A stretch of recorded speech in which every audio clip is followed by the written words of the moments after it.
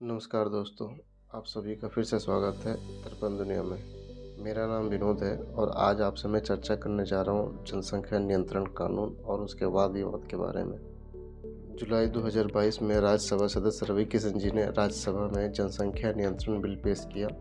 तभी से कई लोग ये कहने लगे कि यह बिल देश हित में नहीं है, लेकिन सच्चाई कुछ और ही है।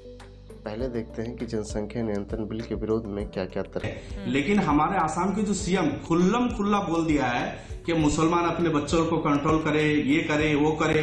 फिर हम कानून लाने जा रहे हैं जिससे एससी, एसटी और टी ट्राइब्स इससे अलग करेंगे हम उनको। ये खुल के खुद बोल रहे हैं, हिंदू मुसलमान हम नहीं कर रहे। हमारा कहना ये है जो मुसलमान, जिस आसाम के मुसलमान को टारगेट बना के खुल्लम खुल्ला जो हमारे सीएम साहब बोल रहे हैं, हालांकि बात ऐसी नहीं है। सिर्फ मुसलमान के पास ही बच्चे ज्यादा इस तरह नहीं है। आसाम के पॉपुलेशन ग्रोथ रेट है 17%, 17%।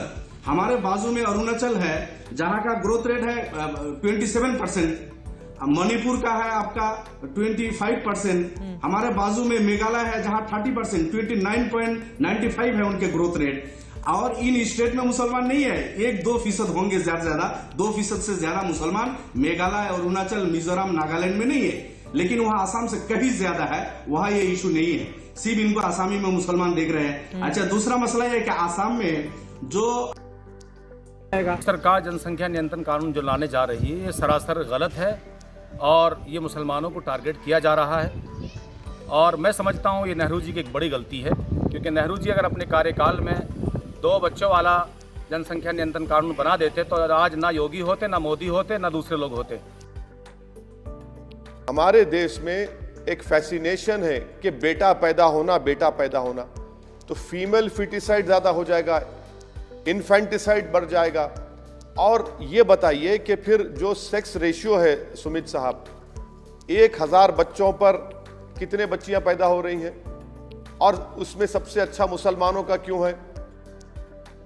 2022 का जनसंख्या नियंत्रण बिल कहता है कि प्रत्येक कपल 2 चाइल्ड पॉलिसी को अपनाएंगे। यानी इस कानून के तहत अगर कोई व्यक्ति 2 से ज़्यादा संतान पैदा करता है तो उसे किसी भी तरह का सरकारी लाभ नहीं मिलेगा, जैसे राशन, सरकारी नौकरी या किसी और तरह की सब्सिडी।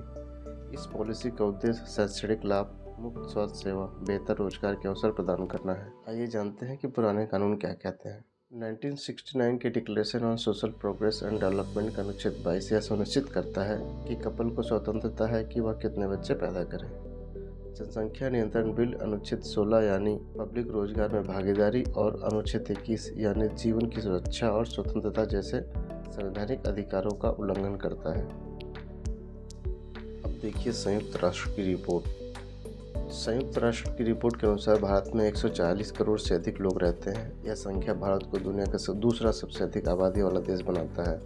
लेकिन 2030 तक भारत की जनसंख्या 151 करोड़ तक हो जाएगी और वह दुनिया का सर्वाधिक जनसंख्या वाला देश बन जाएगा। पर क्या यह हमारे लिए गर्व की बात है? आइए मैं आपको इसके कुछ दुष्परिणामों से रूबरू करवाता हूँ। पूंजी निर्माण। तेजी से बढ़ती हुई जनसंख्या के सबसे गंभीर प्रभावों में से एक बचत, निवेश और पूंजी निर्माण पर इसका प्रभाव है। भारत में जनसंख्या की संरचना पूंजी निर्माण में वृद्धि को बाधित करती है। भारत में 35% जनसंख्या 14 वर्ष से कम आयु के लोगों की है। वे अनुत्पादक उपभोक्ता हैं। ऐसे व्यक्ति देश के आर्थिक विकास में बाधक होते हैं, क्योंकि वह ऐसा कोई कार्य नहीं करते जिससे देश का आर्थिक विकास हो। प्रति व्यक्ति आय। भारत में जनसंख्या का बड़ा आकार और इसकी तीव्र वृद्धि के परिणाम स्वरूप प्रति व्यक्ति पूंजी की उपलब्धता कम है। 1950-51 से 1980-81 तक भारत की राष्ट्रीय आय 3.6% प्रति वर्ष की औसत वार्षिक दर से बढ़ी। हालांकि प्रति व्यक्ति आय करीब 1% ही बढ़ी है। ऐसा इसलिए है क्योंकि जनसंख्या वृद्धि में 2.5% की वृद्धि हुई है। प्रति व्यक्ति आय की यह धीमी वृद्धि दर उच्च जनसंख्या वृद्धि की वजह से हुई है। बेरोजगारी। जनसंख्या में तेज वृद्धि के साथ भारत के लिए सबसे कठिन जिम्मेवारी न केवल हर साल बढ़ती हुई बेरोजगारी को कम करना है, बल्कि बीते वर्षों के संचित बेरोजगारी को भी कम करना है। जनसंख्या के विशाल आकार के परिणाम स्वरूप बड़ी जनसंख्या में श्रम शक्ति उत्पन्न होती है। हालांकि पूंजी संसाधनों की कमी के कारण पूरी कामकाजी आबादी को आकर्षक रोजगार प्रदान कर देना चुनौतीपूर्ण हो जाता है। 2.4% औसत वार्षिक दर से श्रम शक्ति में वृद्धि से बेरोजगारी थोड़ी कम करने की संभावना है। गरीबी लगातार बढ़ती आबादी के सामने देश के भीतर आय और असमानताओं का असमान वेतन व्यापक हो गया है। भारत में बढ़ती जनसंख्या गरीबी को बढ़ा रही है क्योंकि संसाधनों की कमी है और कुछ लोगों के हाथों में केंद्रित है। साथ ही लोगों को अपने आश्रितों के पालन पोषण के लिए अपने संसाधनों का एक बड़ा हिस्सा खर्च करना पड़ता है। मातृत्व कल्याण भारत में जनसंख्या विस्फोट उच्च जन्म दर का प्रभाव है। उच्च जन्म दर महिलाओं के स्वास्थ्य और कल्याण को प्रभावित करती है। उचित अंतराल के बिना आवर्तक गर्भावस्था माँ और बच्चे के स्वास्थ्य के लिए हानिकारक है। इससे कम उम्र में विवाह के कारण प्रजनन उम्र की महिलाओं में मृत्यु दर अधिक होती है। इसलिए हमारे समाज में महिलाओं के कल्याण और कद में सुधार के लिए हमें जन्म दर को कम करना होगा। पर्यावरण जनसंख्या विस्फोट से पर्यावरण का ह्रास होता है। बढ़ती हुई जनसंख्या से अधिक प्रदूषण, अधिक विषैले अपशिष्ट का उत्पादन और जीवमंडल का विनाश हो सकता है। अत्यधिक वनों की कटाई के कारण भूमि का जलस्तर कम हुआ है। जैव विविधता के नुकसान का एक महत्वपूर्ण कारण तेजी से बढ़ती आबादी द्वारा कृषि को विकसित करने के लिए जहरीली दवाओं का उपयोग भी है। औद्योगिकरण, शहरीकरण, वाहनों के बढ़ते यातायात ने वायु प्रदूषण को जन्म दिया है और घरेलू सीवेज और औद्योगिक कचरों ने जल प्रदूषण को जन्म दिया है। सेवाओं की कमी जनसंख्या में तेजी से वृद्धि स्वास्थ्य देखभाल, शिक्षा, आवास, जलापूर्ति, स्वच्छता, बिजली, सड़क और रेलवे जैसे बुनियादी ढांचे पर भी बोझ डालती है।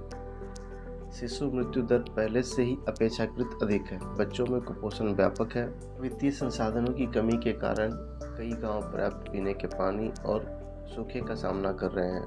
जनसंख्या में उल्लेखनीय वृद्धि के कारण भारत सरकार ने पर्याप्त रूप से कई आवश्यक सेवाएं प्रदान नहीं की हैं। भारत में दुनिया का सबसे बड़ी निरक्षर आबादी है। महिलाओं में बड़े पैमाने पर निरक्षरता है, खासकर ग्रामीण क्षेत्रों में। प्राकृतिक संसाधनों की कमी जनसंख्या विस्फोट के कारण दूसरे देशों के मुकाबले हमारे देश में प्राकृतिक संसाधन जैसे खनिज संपदा, रहने योग्य जमीन, पीने योग्य जल की अत्यधिक कमी हो चुकी है। क्या हमारे पास इतनी धरती है जो इतने लोगों का बोझ ढो सके? इस नक्शे के द्वारा समझिए। देखिए कुछ मुख्य देशों के नक्शे, उनकी जनसंख्या और उनका क्षेत्रफल। सबसे पहले हमारा प्यारा भारत। भारत की जनसंख्या 138 करोड़ है और उसका क्षेत्रफल 32,87,590 स्क्वायर किलोमीटर है। दूसरे नंबर पर है अमेरिका। अमेरिका की जनसंख्या केवल मात्र 33 करोड़ है और उसका क्षेत्रफल 93,72,610 स्क्वायर किलोमीटर है। तीसरे नंबर पर आता है चीन। चीन की जनसंख्या लगभग 141 करोड़ है और उसका क्षेत्रफल 97,06,961 स्क्वायर किलोमीटर है। चौथे नंबर पर है रसिया। इसकी जनसंख्या केवल मात्र 14.5 करोड़ है और इसका क्षेत्रफल 1,70,98,242 स्क्वायर किलोमीटर है। सबसे कम क्षेत्रफल भारत का है और लगभग सबसे ज़्यादा जनसंख्या भारत की है। आपने देखा कि किसके पास कितना क्षेत्रफल है? जिसके पास जितना अधिक क्षेत्रफल होगा उसके पास उतने ही अधिक प्राकृतिक संसाधन होंगे और जितनी अधिक जनसंख्या होगी उतने ही अधिक उपभोक्ता होंगे, जो भारत के लिए अच्छा नहीं है। मुद्रास्फीति खाद्य उत्पादन और वितरण बढ़ती आबादी के साथ तालमेल नहीं बिठा पा रहा है, इसलिए उत्पादन की लागत में वृद्धि हुई है। महंगाई अधिक जनसंख्या का एक महत्वपूर्ण परिणाम है। जीवन स्तर भारत के निम्न जीवन स्तर के लिए तीव्र जनसंख्या वृद्धि को दोषी ठहराया जाना सही है। यहाँ तक कि जीवन की आवश्यक वस्तुएं भी पर्याप्त रूप से उपलब्ध नहीं हो पाती क्योंकि संसाधनों का असमान वितरण एक प्रमुख दिक्कत रहा है। सामाजिक समस्याएं जनसंख्या विस्फोट कई सामाजिक समस्याओं को जन्म देता है। यह ग्रामीण क्षेत्रों से शहरी क्षेत्रों में लोगों के प्रवास का कारण बनता है, जिससे स्लम क्षेत्रों का निर्माण होता है और लोग गंदे से गंदे परिस्थितियों में रहने को मजबूर है। बेरोजगारी और गरीबी साक्षर युवाओं में निराशा और आक्रोश का कारण बनती है। इससे लूट, वेश्यावृत्ति और अपराध होते हैं। मैं अपना व्यक्तिगत अनुभव बताता हूँ। मैं जहाँ रहता हूँ वहाँ पानी की बहुत दिक्कत है, लेकिन आज से 10-15 साल पहले तक ये दिक्कत यहाँ नहीं थी। तब यहाँ की जनसंख्या भी इतनी अधिक नहीं थी। पहले जो जनसंख्या 10,000 थी उसके मुकाबले अभी 2 लाख है। आगे चलकर ऐसी कई सारी दिक्कतों का सामना करना पड़ेगा। अगर जनसंख्या ऐसे ही बढ़ता रहा तो आप बताइए, क्या जनसंख्या नियंत्रण बिल लागू होना चाहिए? अपनी राय कमेंट बॉक्स में जरूर दें। वीडियो देखने के लिए धन्यवाद।